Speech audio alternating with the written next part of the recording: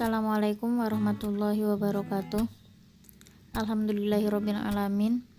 Puji syukur kepada Allah Subhanahu wa taala yang telah memberikan rahmat, nikmat hidayahnya sehingga kita dapat bertemu dalam pembelajaran online kali ini dengan sehat walafiat, tak kurang suatu apapun.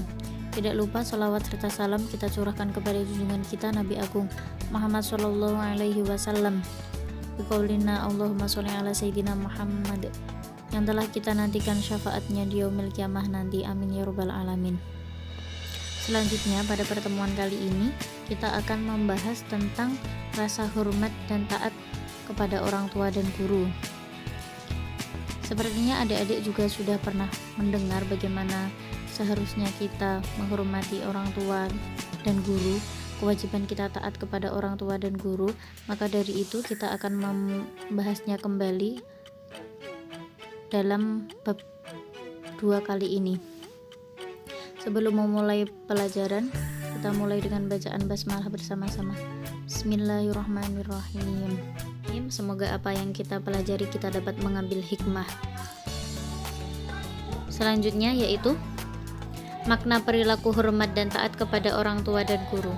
Hormat berarti menghargai, takzim dan khidmat kepada orang lain, baik orang tua, guru, sesama anggota keluarga. Dalam hubungan dengan orang tua, perilaku hormat ditujukan dengan berbakti kepada orang tua. Berbakti merupakan kewajiban anak kepada orang tua. Berbakti kepada orang tua dan guru merupakan salah satu amal saleh yang mulia. Jadi itu, Allah sendiri memerintahkan dalam Quran surat Al-Isra ayat 23, A'udzubillahi minasyaitonirrajim. Bismillahirrahmanirrahim. Wa qad rabbuka alla ta'budu illa iyyah wa bil walidayni ihsanan imma yablughanna 'indakal kibara ahaduhuma aw kilahuma fala taqul lahumu uffin wa la tanharhuma wa qul lahumu qawlan karima. Yang artinya, dan Tuhanmu telah memerintahkan supaya kamu jangan menyembah selain Dia, dan hendaklah kamu berbuat baik pada ibu bapakmu dengan sebaik-baiknya. Jika salah seorang di antara keduanya atau kedua-duanya sampai berumur lanjut dalam pemeliharaanmu, maka sekali-kali janganlah kamu mengatakan kepada keduanya perkataan dan janganlah kamu membentak mereka, dan ucapkanlah kepada mereka perkataan yang mulia. Jelas di sini bahwa Allah memerintahkan kita untuk berbuat baik kepada orang tua kita. Bahkan Allah mengatakan bahwasannya kita tidak boleh untuk mengatakan perkataan seperti ketika kita dimintai tolong oleh bapak atau ibu untuk melakukan suatu hal, kita menjawabnya dengan atau malas, masih malas, alah masih malas, seperti itu tidak diperbolehkan. Apalagi kita sampai membentak kedua orang tua kita ataupun memukulnya. Naudzubillah min dzalik. Dalam hadis, Nabi juga memerintahkan kita untuk senantiasa menghormati orang tua dan guru. Bismillahirrahmanirrahim. Laisa minna man lam yujilla kabirona wa yarham saghirona wa ya'rif li'alimina. Yang artinya yaitu tidak termasuk golongan kami orang yang tidak memuliakan yang lebih tua dan menyayangi yang lebih muda, serta yang tidak mengerti hak orang yang berilmu agar diutamakan pandangannya.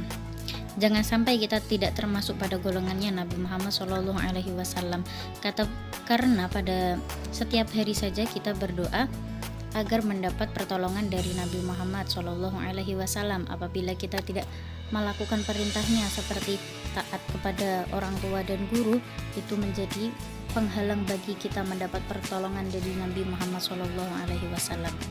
Selanjutnya, setelah kita mempelajari dari makna hormat dan taat kepada orang tua dan guru serta perintah Allah dan Nabi Muhammad SAW, sekarang kita akan masuk kepada penerapan hormat dan taat kepada orang tua dan guru. Yang pertama adalah penerapan hormat dan taat kepada orang tua ketika mereka masih hidup. Tentunya kita harus selalu berbakti kepada orang tua, seperti menaati apa yang mereka perintahkan selagi itu perintah yang baik, tidak selagi itu perintah yang baik dan sesuai dengan syariat Islam. Senantiasa berbicara dengan lembut di hadapan mereka, memenuhi sumpah kedua orang tua, membuat mereka ridho dengan berbuat baik kepada orang-orang yang dicintai mereka.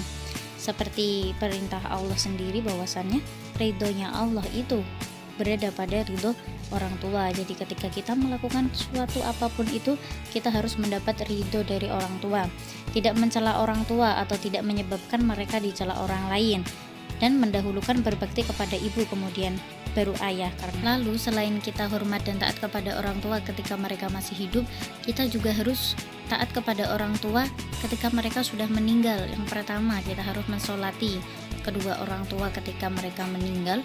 Yang kedua, beristighfar untuk memohon ampun atas kedua orang tua. Setelah kita sholat 5 waktu, kita diwajibkan untuk mendoakan kedua orang tua kita, Robbi firli wali walidayya warhamhuma kama rabbayani shaghira.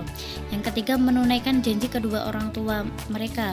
Ketika orang tua itu mempunyai janji sebelum meninggal, setelah mereka meninggal kita harus menunaikan janji orang tua. Yang keempat ada memuliakan teman kedua orang tua, lalu menyambung tali silaturahmi dengan kerabat ibu dan ayah. Selanjutnya, penerapan hormat dan patuh kepada guru. Yang pertama ada tetap rendah hati terhadap gurunya meskipun ilmu kita lebih banyak daripada guru. Mentaati setiap arahan dan bimbingan guru. Senantiasa berkhidmat untuk guru dan mengharapkan balasan pahala serta kemuliaan di sisinya. Memandang guru dengan perasaan penuh hormat dan takzim serta mempercayai kesempurnaan ilmunya.